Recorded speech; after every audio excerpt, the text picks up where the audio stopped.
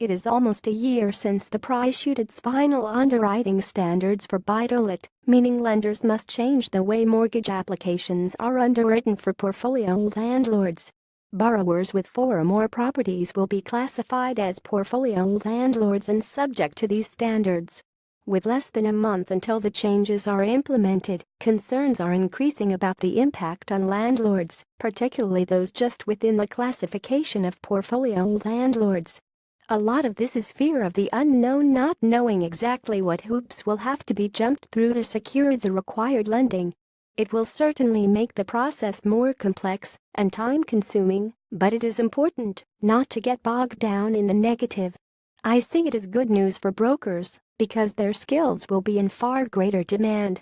If we removed the complexity, lenders would all look the same, and what use would that be? There will be a teething period as landlords get to grip with the different approaches, but the most important thing is communication. What will be an absolute requirement to get over the line, and what would simply help if lenders are to maintain their relationships with brokers? Helping to clarify these finer details will enable a far easier conversation between advisor and client. Technology has been seen as a real threat to intermediaries, particularly given the desire of mainstream lenders to write more business directly.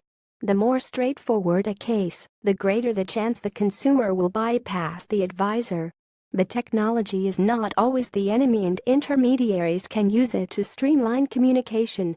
We can also safely assume the BTL market will have more policy changes thrown at it, and face-to-face advice is often preferred by those wanting to iron out concerns. I see the PRA rules as a friend, not a foe, to intermediaries. BTL started out as very specialist. It became more mainstream in the mid-2000s, and during the market downturn it was served only by a duopoly. Now it is far more convoluted. But if there was a clear route to becoming a professional landlord, brokers would face more of a challenge to prove their value. Jeff Knight is marketing director at Foundation Home Loans.